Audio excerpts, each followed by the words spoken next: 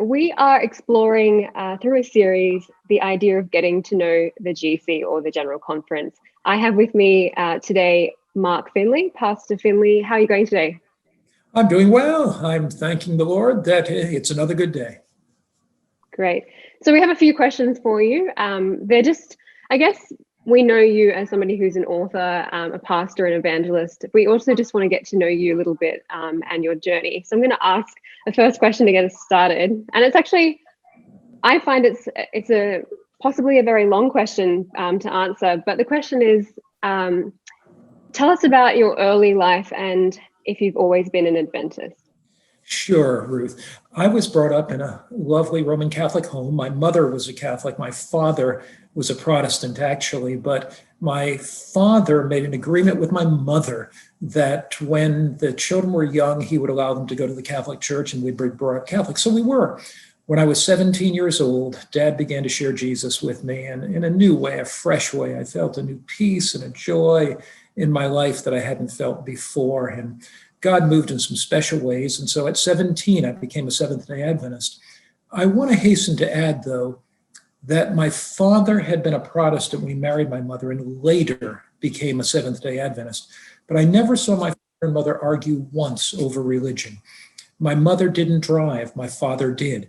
My father would drive my mother to Catholic church on Sunday morning, sit in the car studying his Adventist Sabbath school lesson while she went to church. Deep respect. I can remember this, Ruth, in our home. Easter time came. Mom would fix this wonderful, well, not so wonderful today, but we thought it was beautiful ham. And we put ham and mashed potatoes and salad and corn and peas. My father would fill his plate with mashed potatoes, salad, corn, peas, pass the ham by, and say to my mother, "What a beautiful meal." My mother smoked. My father did not. It was when I looked at my background in my home, I saw my father lovingly reaching out to Mom, demonstrating by example what Christ-like living was. He was not a perfect man, but he was a godly man. And there was in my life when my grandmother died, and that was an opening, and my father shared Christ with her, and Mom became a Seventh-day Adventist. I had become an Adventist before, so it was 17 years old when I became an Adventist. Wow. And it just sounds like you've had this experience that I would argue a lot of people don't get to have with that deep sense of respect. And I mean, you think about Catholicism and Adventism being seen in the world as possibly the most opposite forms of Christian faith. And here you are within your own house having this deep sense of respect and appreciation and love for one another modeled to you. And I have a feeling that that's actually impacted your own call to ministry and your walk in it. It impacted me greatly. I recognized right away that although God has an ideal in marriage and in life, many people don't meet that ideal ultimately. We live in a very real world. And to be able to relate to one another. And I learned also from my father that there was a time when he knew that he had to witness very strongly to my mother, not only by his lifestyle, but by sharing biblical truth. And what had happened is my grandmother was like a 2-pack-a-day smoker, and she eventually died of lung cancer.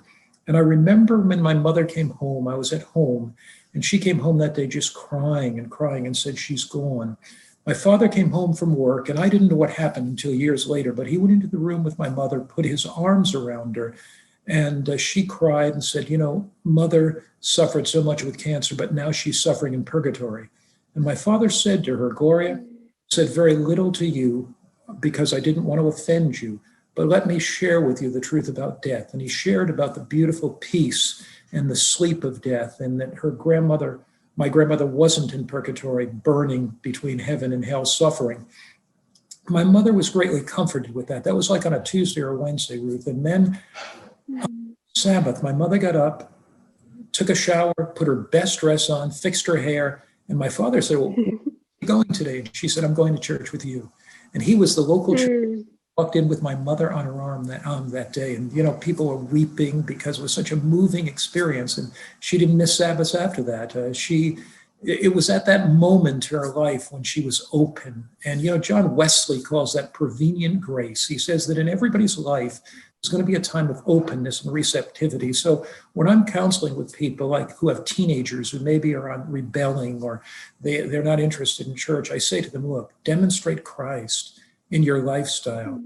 And when you do that, watch the way God works. I remember I was 17 years old, and I was playing on a basketball team, and we were a very good team, but we had nobody that would coach us. We just argued and argued, and we lost 4 games in a row, and we were 0-4, and it came in the newspaper, this team, and we were so embarrassed. And I came home and said to my father, Dad, I'm so embarrassed. And we lost 4 games in a row. And Dad said to me, well, who's your coach? I said, nobody will coach us. Now you have to understand, my interest in sports, none, but he knew ball. And he said, I'll coach you. And he began coaching us, and we qualified as the last place for the major city tournament. It was on a Friday night. Wow. And Dad said to me, Mark, I'm a Seventh-day Adventist, and I will not be at your game Friday night. I'll be home studying my Bible, my Sabbath school lesson. But he said, I want you to go and immediately after the game, call me and tell me what it was like. Because he knew that, I was not an Adventist at the time, but he was very smart because he wanted me to come home after the game, not go out with the guys. So immediately after the game, I didn't have cell phones in those days, and I put my dime or quarter, whatever it was, in the payphone, and I called him, and he said, hey, that's so exciting. Come home and tell me about it. I came home and told him, and he just sat and listened and asked questions. So he had that balance of standing firm for Christ and principle, but reaching out to a wayward son. And it was that influence. We worked together when I was 17, because Dad, by that time, had a factory, and I was working in his factory. And he shared with me because he knew I was going to go off to college, and that just broke my heart. And the Adventist message made so much sense to me, and it gave much peace and hope that I became a Seventh-day Adventist. Wow. Your example, I think we're living in a world now, and especially, it's been like this in the past as well, but I find that there's so much pressure on all of society, and I think sometimes it trickles into our church experience as well, whereas people that are meant to reach out to others, we feel this compelling pressure and this push to minister with haste, but without real recognition of the needs of others in that time. And you've shared a story here that's obviously impacted your entire life and your approach as well.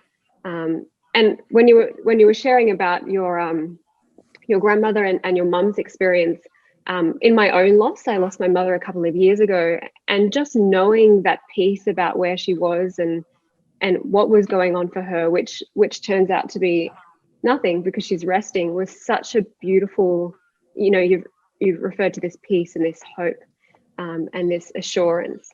And that's something that's really special that your dad was, as you said, was able to share in a really important time. I wanted to ask you, because you're stepping now, obviously your dad's been ministering to you as a father, but also sharing truth as you did with your mum. When did you first feel or sense a call to ministry, and what did that look like? For me, it was no flash of light. It was no overwhelming time of, I just sensed and saw that this was it.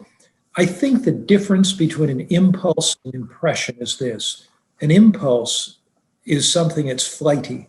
It's here today, it's gone tomorrow. An impression is a growing, constant awareness that God wants you to do something you could do nothing else. And so at the end of my senior year in high school, I began to sense the leading of God to ministry. I began to sense that the Holy Spirit was moving in my life. But that didn't happen overnight. It was a period of weeks, a period of months, and the impression became deeper. And it was at a point, Ruth, where I could do nothing else. And I have counseled many young men or young ladies who want to go into God's work. And I have said to them, if you can do anything else, do it. The call to ministry is a life call, and it's a life commitment. Take your time, think about this, pray about it. and let God impress you, because it's a commitment of service for the rest of your life. And it was a conviction for me that took place over a period of time, not a flighty impulse. Did you ever feel as though you felt that, yes, God was leading you, but you yourself were hesitant? Or did you feel like you actually wanted to make that jump? I don't think I was hesitant. I was uncertain. And I think there's a different thing. I was not sure initially. And, I think there are really four aspects of guidance. First, you pray and you listen to the voice of the Spirit in your life. You study the Word of God and see if there's anything in the Bible that helps to guide you for your decision. Thirdly, you counsel with others. And so I began to counsel with others and ask them, what do you think? And fourthly, you look for the open doors of providence. And how's God working? Somebody said wisdom is finding out which way God is moving and moving with him.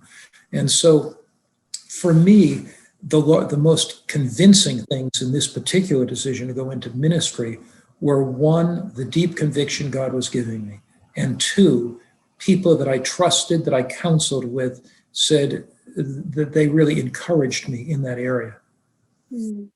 Is there somebody that stands out to you, maybe an example of a pastor or an evangelist that you felt really spoke into your life in that season? At that particular time, now I've had many mentors since then, but at that particular time, the pastor that baptized me, Pastor Marion Kidder, was always a real blessing to me. I had a pastor who I got to know as well, who was pastoring. I was living in Connecticut. He was pastoring in Hartford, Connecticut. His name was O.J. Mills, and he was a real influence in my life. So those two men were very positive influences in my life early in those days. And then later, Pastor Ron Halverson became the pastor of our local church, and he was an influence. So early in my ministry, those three men were really a powerful influence.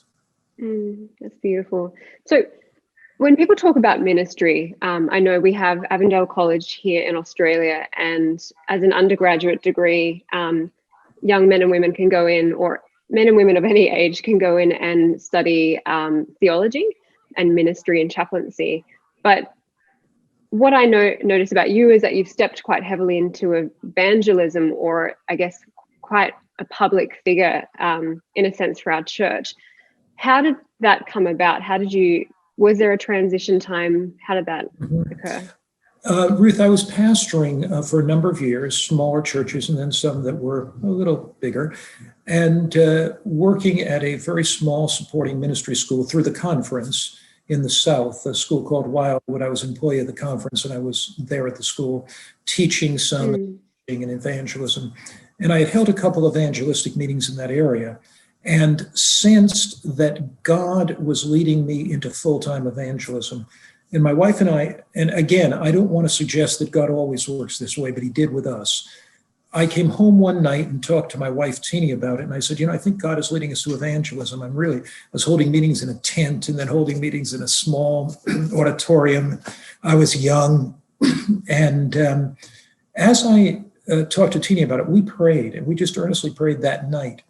Now, again, I don't want to give the impression that this always happens, but the next day, I got a call from the ministerial secretary of the Southern New England Conference, Massachusetts, Connecticut, Rhode Island area. And he said to me, we were in our office yesterday thinking about a new conference of evangelists, and your name came into our mind. Would you be interested? And I, after my prayer experience that night and that experience, and I said to him, I really believe God is leading us, but I have certain conditions. Because I recognized even back then that society was moving toward a more secular, postmodern society. So most American evangelists at that point were doing like 3 weeks of evangelistic meetings or 4. And I wanted to look at a different model, a model where we came in and spent 3 months, 6 months in those cities, a model where we worked with church members in prayer and Bible studies, and a model where we reached out in a multifaceted approach with stress management classes and natural lifestyle cooking and exercise classes and family life. And also I wanted to work in a model where I worked with a team of young people and that I would recruit them. And so the conference was excited about that model. So I went into evangelism there in southern New England and worked there, then went from there to the Chicago area to work with Andrews University and to train in evangelism while we did evangelism in the Master Divinity program, and then went, of course, to Europe and had an opportunity to work in Norway, Sweden, Denmark, England. I was a ministerial secretary of the Trans-European Division and worked in socialist countries, Poland, Hungary, Yugoslavia, then later Russia. And then at that point went to It Is Written and began to hold a lot of satellite evangelistic meetings. And then in 2000, the General Conference. And so I've been at the General Conference now for almost 17 years. It's just amazing how it goes. And in a sense, there is evangelism. I mean, ministry, you know, when I asked earlier, when did you sense that call to ministry? We tend to think of it as that small box of ministering to a small or large church or a community and moving around every 4 or 5 years, depending on where you are. But ministry can be so much more. I could be talking to somebody right now that is ministered in Papua New Guinea doing missionary work. Or for your example, you know, having done so many different things, but with what seems to me is this deep love for people and just a recognition of where they seem to be at and their needs at the time. You've mentioned things like the cooking classes or family dynamics and assisting people with the actual perceived needs that they have first, and then being able to bring the gospel to them, which sounds a lot to me like Christ's method alone. Yeah, you know, I love that statement in Ministry of Healing. Christ's method alone will bring success in reaching the people. You know, he ministered among men. We have followed that method. We believe that as you meet the felt needs of people, their hearts open for you to meet their deeper spiritual needs. We don't meet the felt needs as a method to manipulate them. We meet their felt needs because we care for them, we're interested in them, we love them, and because Christ created them in his image. But as you meet the felt needs of people, God opens the door, he opens hearts, he opens minds for the sharing of the gospel. And we have seen this so many times here. When Teeny and I were going to retire in 2010, which we have not done yet. The church books may say I'm retired, but I think I'm working more now than we did before. But we moved out into an area that had no Seventh-day Adventist church. It had, it's a gated community, has a couple of golf courses, and we live in a little retirement section of that. But they have some very well-to-do homes. Many people who work for the government in Washington, D.C. live in our area. And it had no church in our immediate community. There was a little church about 15, 20 minutes away, and we went to that little 40-member church and then began working here. We've now built a beautiful church, a facility where we have our church, we have a Living Hope School of Evangelism, we have a nice church of, before COVID, 180, 200 people come each Sabbath, and many young professionals. This last Sabbath, we had 5 couples in the church that were not Seventh-day Adventists, but all professional couples who are studying. But the interesting thing is we've had between 700 and 900 non-Seventh-day Adventist visitors come to our church, Ruth, in the last 4 years, between 700 and 900. COVID on Monday nights regularly, we'd have health programs. We'd have stress management, exercise classes, wellness classes, cooking classes. Tuesday nights, we had a Bible class and that people came to. So we have an ongoing outreach into the community. At Christmas, we have all kind of Christmas programs that we run, concerts, and invite people to come in for maybe herbal teas and some little homemade cookies and come to Christmas programs. So the whole philosophy is you win a friend, then you win a Christian friend, then you win a Seventh-day Adventist Christian friend. But we try to build as many relationships in the community as we possibly can so that the community becomes aware of who we are and what we're doing. And the essence of evangelism is not friendship alone, but neither is it proclamation alone. A lot of people say, well, make friends. Well, no, I can make friends on the golf course. I can make friends at a bowling alley. I can make friends in a variety of places. But there comes a point where you share Jesus. There comes a point where you open the Bible and study with them. And so our life is wrapped up with people. Jesus was wrapped up with people. The reason for programs is not for program's sake, but it's for people's sake. So even now, in the busyness of our lives, with everything we're doing, we have a school of evangelism here. We have a media ministry. We have a pastor's retreat center that we just bought. That's about 7 minutes from church where pastors come for retreats. But with all of that, we still give Bible studies. I mean, I have each Monday night, I have marriage counseling that I do. And so we're interested, our lives are wrapped up in people. We believe that Christ died for people, and that's what we're interested in. And it's been something that's been on my heart a lot as a deep side is there.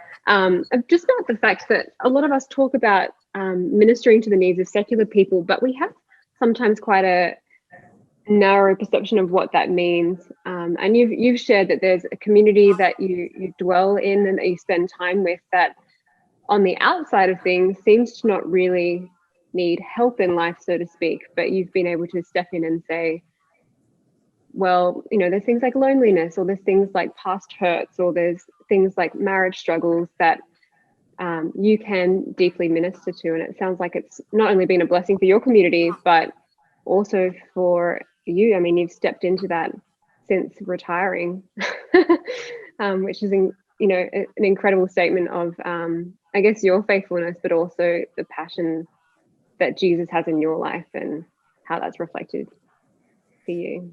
Ruth, I think one has to evaluate their community. If we were in an inner city community, I would probably run a food bank. I'd probably run a very extensive program to be sure people had clothes. We might run an after-school program for children who need tutorial help and extra help with math. I might run a computer class. So that would be I might run a job skills program. In the community we live, it's a very upmarket community. What people are interested in here, we took a look at a demographic study when we first came. They're interested in family, they're interested in their health, and they are interested in moral, spiritual values. They may not be interested in studying the Bible, but they are interested in ethical, moral values. So we concentrated in those three areas based on the community that we live in. Yeah, and that's so important. I mean, it sounds like you've lived and ministered to such a multitude of communities. I mean, you mentioned earlier as well that you spent some time actually mentoring and working with young people in Andrews University. How was that experience for you? I love it. We do it today. Now today, I was at Chicago for 6 years from 1979 to 1985 before going to Europe. And so we taught then Master of Divinity students. But when I went to Europe, we'd always have long-term field schools of evangelism, 3 months, 6 months, where young people were with us. Early in our ministry, we had a lot of young people living in our home. I would have my own family and 6, 7 young people in our home at one time. Now we have our School of Evangelism here. And the way it works is we have a 5-day intensive symposium. It starts on a Sunday night, goes to a Thursday night. Typically, we do that 7 times a year. So we've had 250 pastors come to us from the Sunday night to the Thursday night. In addition to that, we now have a pastor's retreat center. We can sleep 13. It's beautiful. It's like a 5-star hotel. We have 2 saunas. We have a jacuzzi, we have a cold tub, we have massage rooms, wonderful food. And so pastors come there and they spend time there getting physically, mentally, emotionally rejuvenated. And then we mentor them, we spend time with them. In addition to that, we Southern Adventist University, and they have a master's degree program. Their students can take 9 hours of academic credit with us. So in the summertime, for 2 weeks, they send their students. We're working with another supporting ministry called Heartland College, and they bring their students to us as well. So what our whole goal is, even now, is work with a lot of young people. We have young people on our team now. I have 1, 2, 3, young people. We rent a apartment for them, and then they work on most of them are working on our media ministry team, because our media ministry has just exploded now. It's some of my DVDs now, they will be on YouTube. 500,000, 600,000, 800,000 views, many of them 100,000. Just did one last week, and I think I looked at it this morning, it was 107,000 views. So we are really working hard on digital media, and that's an area. We also have a university. In our university, we have 150 courses. It's an online university. We have 150 courses, and our students are taking about 25,000, 26,000 classes now. Much of what we do is all tuition free. We do charge a little bit for classes in our university.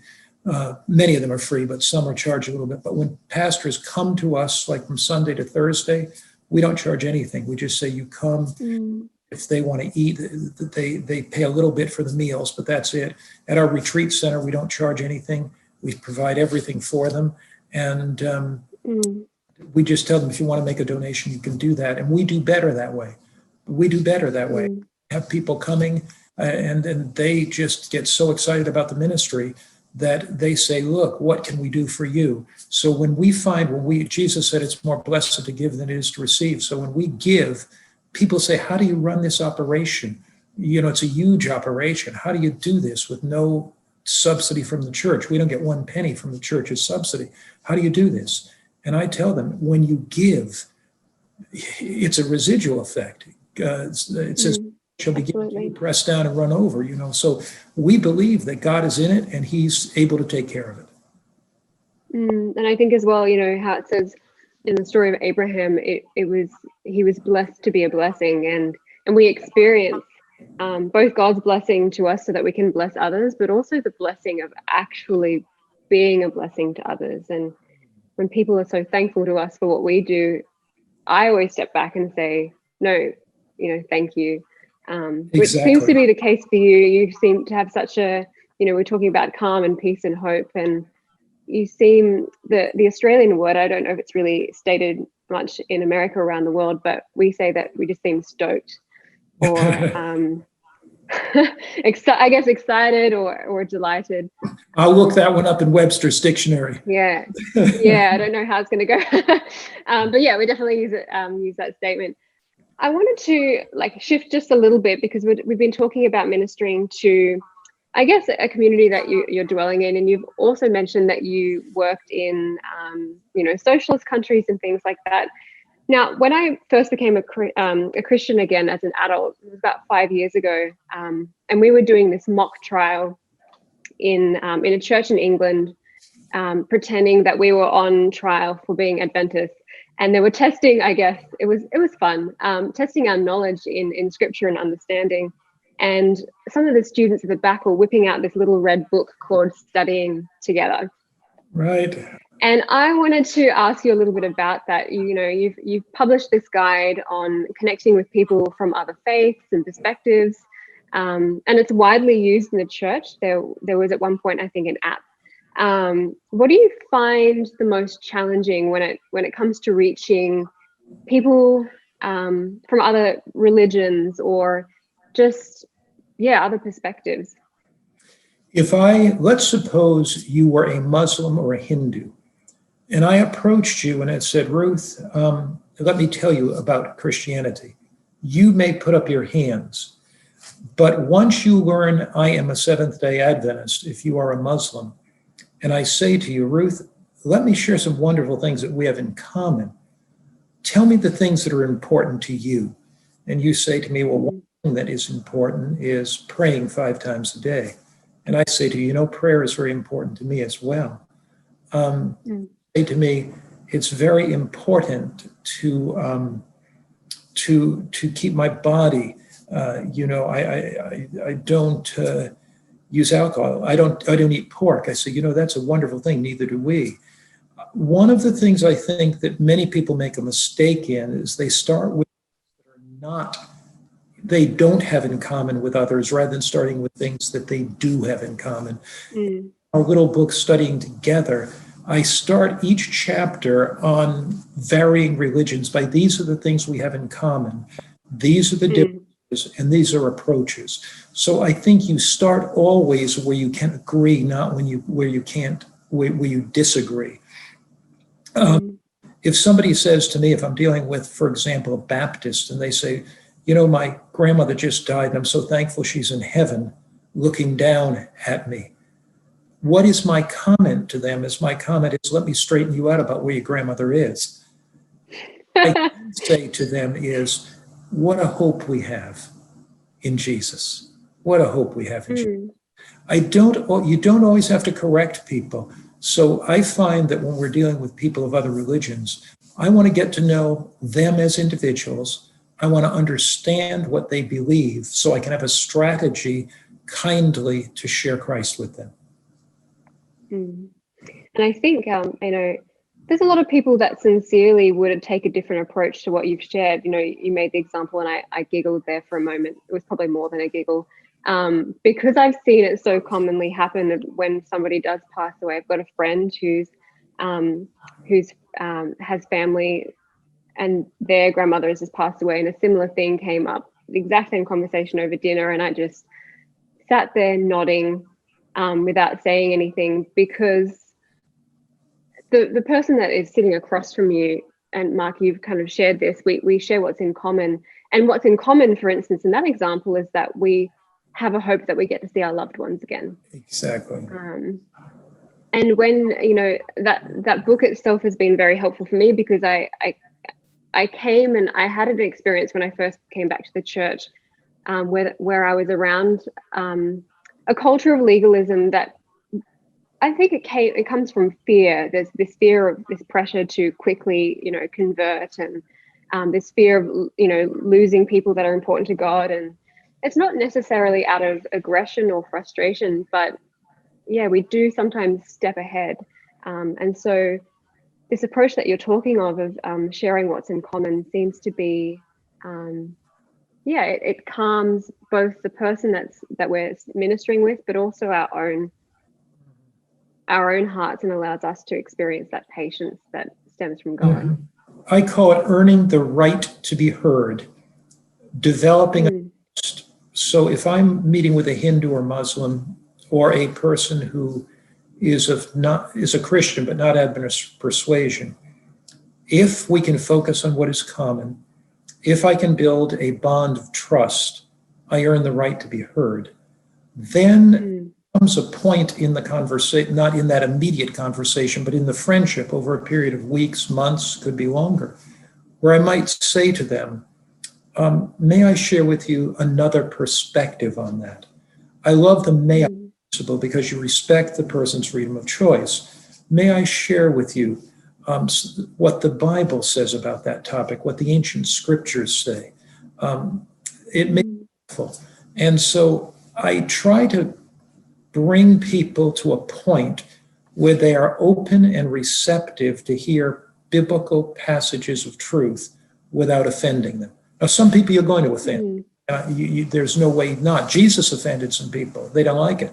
Some of the religious leaders of his day, he offended them so much they wanted to crucify him, So you are going to offend some people. So I'm not concerned that I offend them. I'm concerned that I offend them because of my tactlessness and my attempt to put pressure on them. If they're offended after I've gently shared with them at the right time, that's a different issue. Yeah, and it sounds like you're stemming from a place of love and respect for the journey that they've been on to even hold those perspectives in the first place. We have no idea why the backgrounds. I mean, I had no idea, and maybe I should, but I didn't know that you grew up as a Catholic, and so, and neither did I assume at the same time that, that you grew up as an Adventist. And so we all have these journeys and these stories, and I guess this is what this interview and conversations in general should be about, is getting to know one another and being able to journey together, even if just for a brief moment as well. Right. You spend a lot of time with people. You were mentioning that you would have your family and then 7 other students at a time, sometimes, living with you. How do you like to spend time when you're on your own, when you finally get that downtime? I have a lot of things that I love to do. Nature is I'm very fond of nature. So we live in a place where I can go out and walk on the trails. I was out this morning. And so when I have downtime, nature is something I enjoy. I enjoy the beach. I've always enjoyed the beach. If it's quiet, I don't go to crowded beaches, don't like them at all. But there are places I can go and to swim. I enjoy that very much. I enjoy riding my bike, love that. There was a time in my life that I'd enjoyed playing golf. So yeah, we have many different things that we do. I would say outdoor activities, hiking. We just love hiking. If we can go to the mountains and hike, biking, riding our bikes. And when you have grandkids, you stay young. And so we very much. So yeah, those outdoor activities are something, and we like gardening. Yeah, very much so. We had a garden last year, and if we can spend time in our garden, we certainly do that. Yeah, and it sounds like such a good antidote to, I mean, you would know doing so much work in digital ministry and being in, artificial light and that kind of thing, even in days past of evangelistic series. And it's just nice to step back into what God has created rather than what man is, putting together in a lot of senses. So exactly. I can see that brings real joy to you. Yeah. And is there anything else that you feel that you're passionate about other than ministry? Maybe a special hobby, or you've mentioned bike riding and golfing. I would say reading. I love to read, and constantly every day reading. I'm reading through the Conflict of the Ages series now, just for my own personal enjoyment. And this year already I've read the Patriarchs and Prophets. I'm almost through Prophets and Kings. I've read Desire of Ages. So the first 6 months of the year, I'll read Patriarchs and Prophets, Prophets and Kings, Desire of Ages, Acts of the Apostle, Great Controversy. So reading is something I really enjoy, and broadly reading about the political situation, reading about history, reading about culture, background, peoples. So I would say that's one of the things that when I relax, I love to read if I'm not outdoors doing things outside. So yeah, I really enjoy that. I enjoy very much staying abreast with what my children are interested in. I have 3 children, and just plug into them. Like I talked to all 3 of them yesterday, and so we're always on the phone sharing. My grandkids, my granddaughter FaceTime with us last night. And so I would say that what gives me the greatest joy in life is interacting with my family, interacting with my friends. The other thing that I enjoy, I think, before COVID, of course, was travel. Almost every year, I guided tours to the Reformation, to the Middle East, to the to Turkey area, 7 churches, to Britain, and so English Reformation, European Central Reformation, Luther's time, Bible lands, Israel, 7 churches, island of Patmos. So there are groups that I've taken, and I look back, and that's something, Ruth, I really, really enjoy. Just the background of it, the history, the culture of it, and very, very much so. Yeah. And I know those places, there's, the lineage journey. A friend of mine was involved in that ministry, kind of recording some of the locations for the 7 churches. Is there a particular place, I guess, a modern culture, because we can't really step back in time, 2,000 years back and see the legitimate culture of those places. But traveling around those areas, is there a culture or place in particular that you really appreciate or value? I would say there are a few. I lived in England for 5 years, and St. Albans, anytime I can go to St. Albans, that little town where the division is, just very, very special to me. It's a very, very special. Love that. I love Greek culture. We've had a number of tours to Greece, and I just really enjoy it. In South America, Brazil, it's just active and alive and vibrant, and it's a Brazilian culture. So it's hard for me. Africa, I've always enjoyed Africa as well. When I look, I guess I would put it this way. I enjoy the places the most where I am.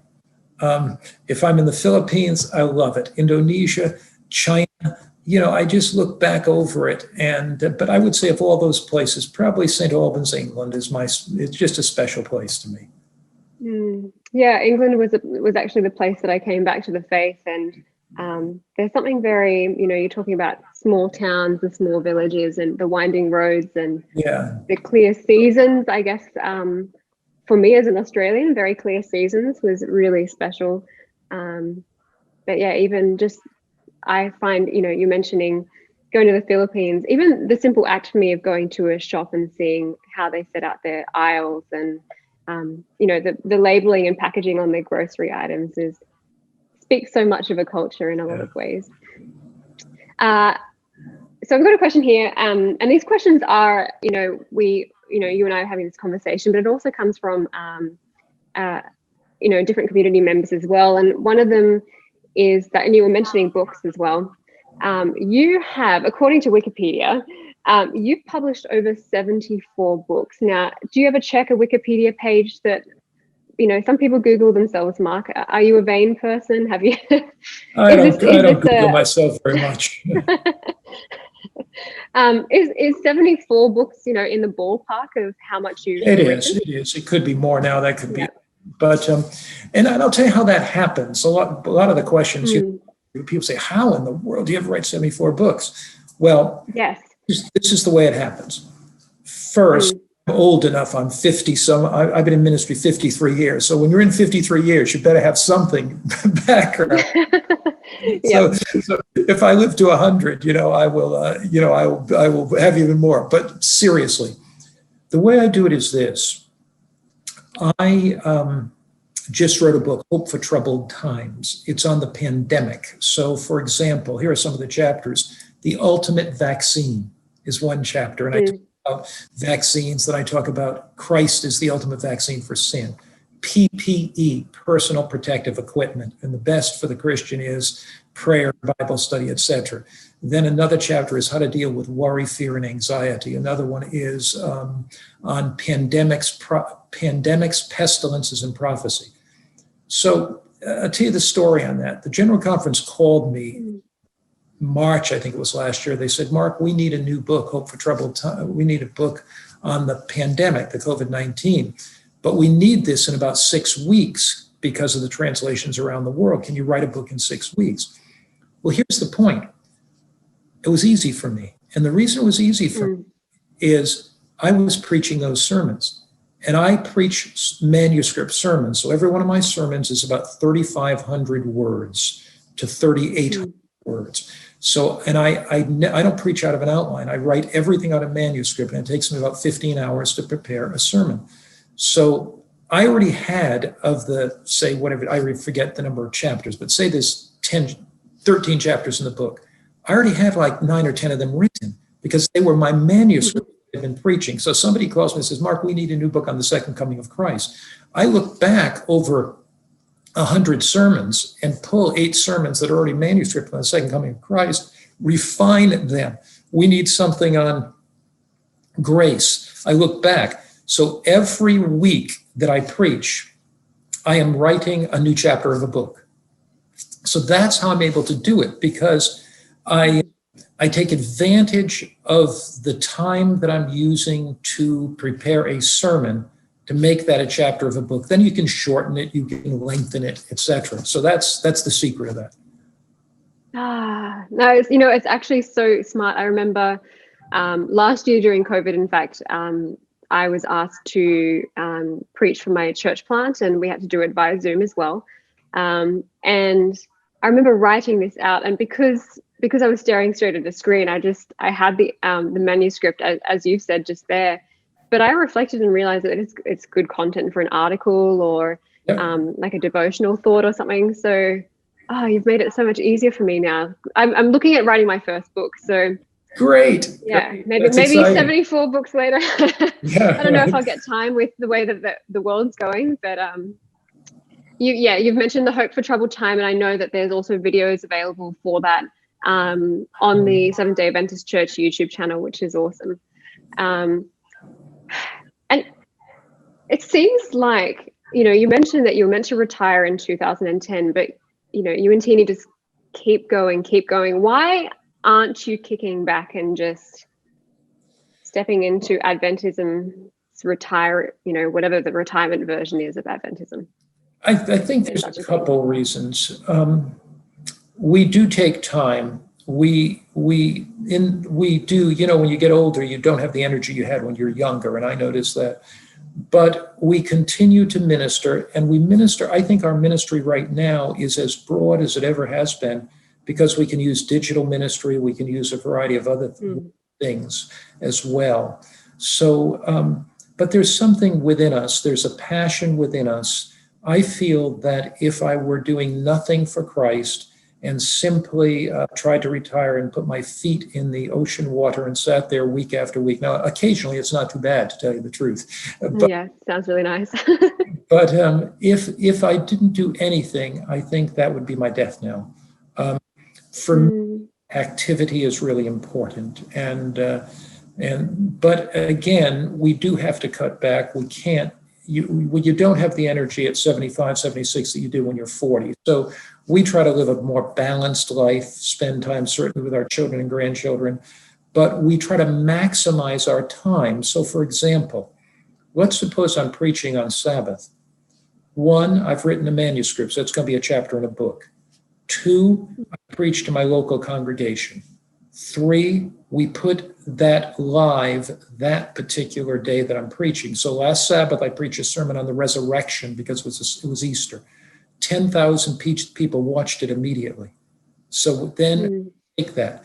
I can also, the next Sunday, take that same material, sit in a webinar, and then that webinar becomes a class, which we put on our university site. So what I'm trying to do now, Ruth, is maximize what I do, to make what I do more reaching, more important, not more far-reaching than simply having to work 7 days a week indefatigably, or 6 days and take 1 day off. Now, although I try to step back and relax some, I try to focus, and I ask myself, how can I maximize my energies so that it has a greater impact for Christ?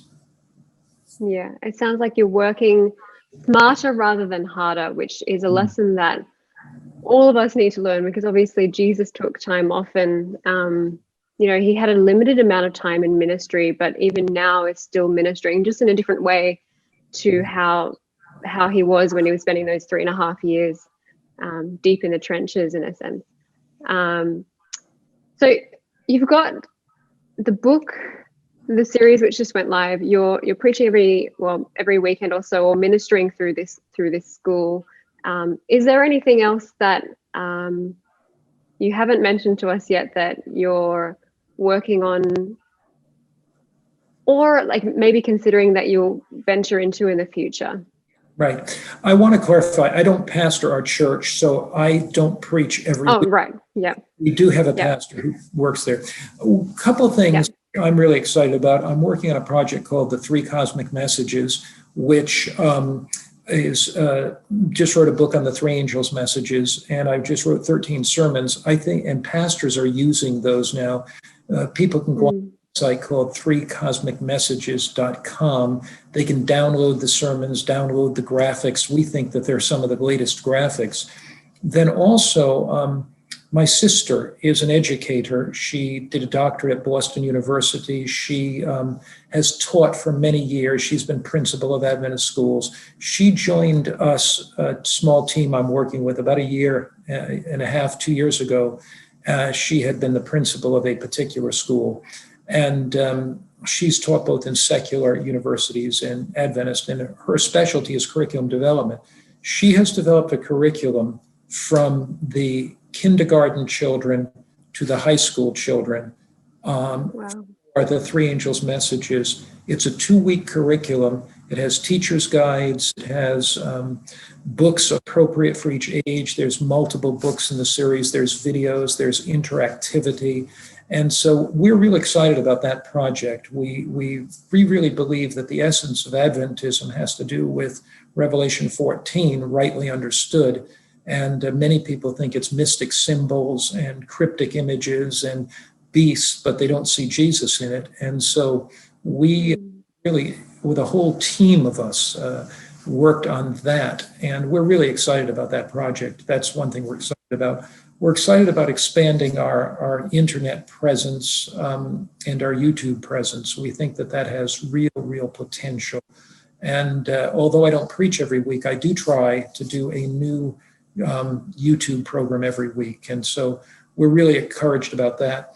Our Pastor's Retreat Center is just coming into its own. We've only had it for a year, but that I think has real potential for the future, because many pastors are tired, they're worn out. They want to come to a place where they can get counsel, guidance, and they can rest and get some good food. And so we're encouraged about that. There's so many things, Ruth, that we're encouraged about.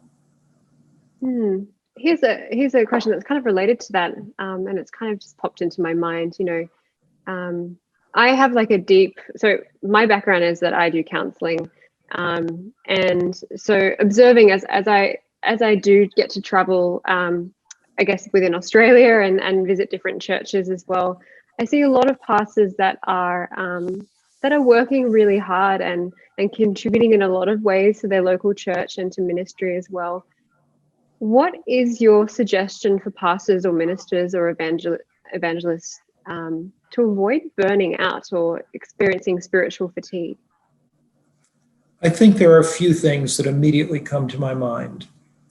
The first is you become spiritually fatigued easier if your devotional life is weak.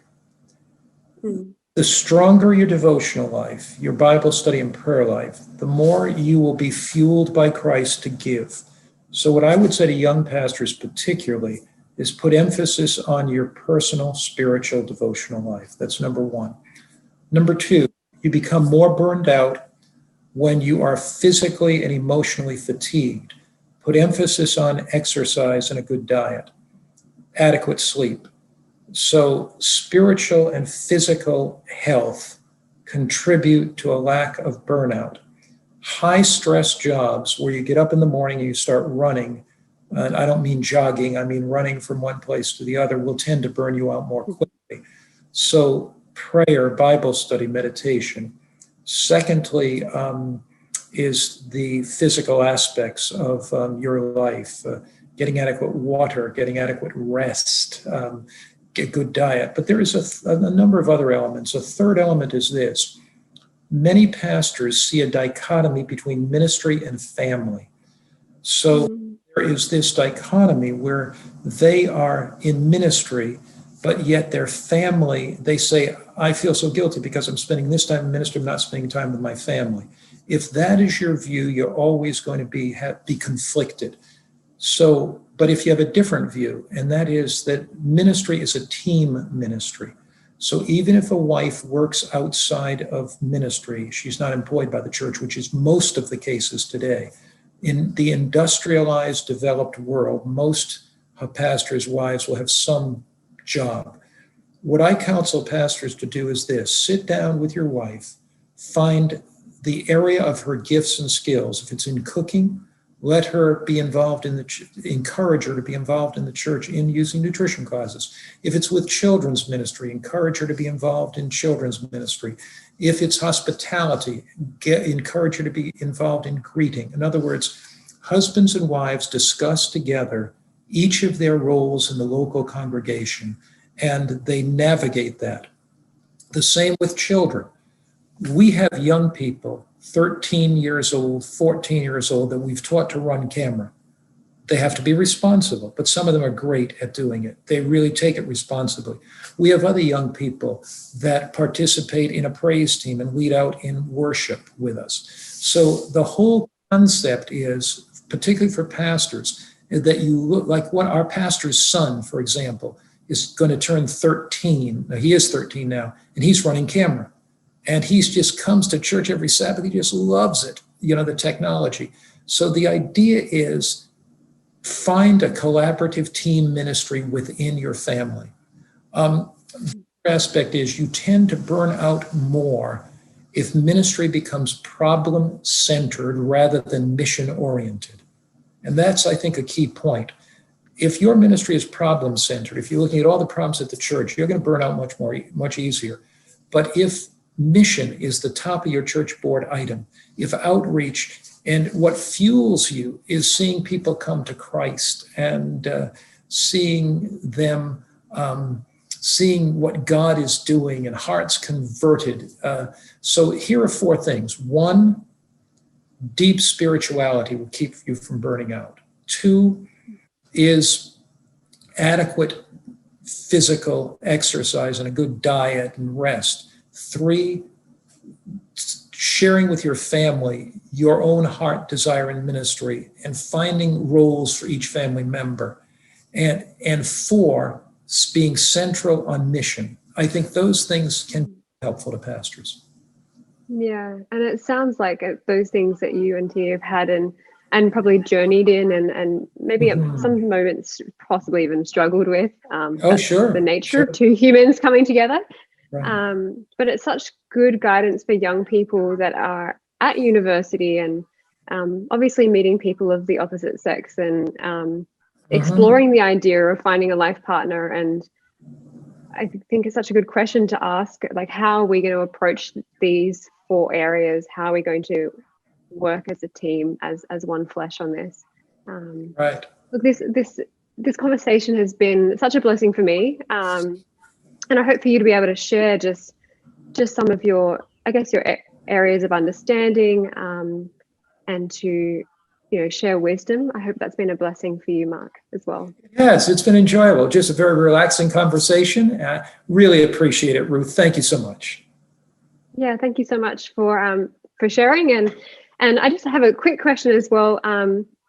If there's one last piece of advice that you can give for a young person starting out in this broad area called ministry, what would it be? I think if the one thing I could say to them is, we never will succeed unless we give ourselves permission to fail.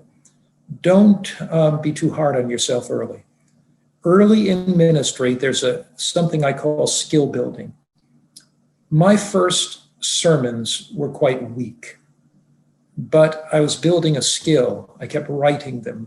My first evangelistic was in a tent. We didn't baptize anybody. But I was learning, building a skill. First time I ever ran a stress management program, my knees were knocking. I was so stressed out to run that program, but I was learning.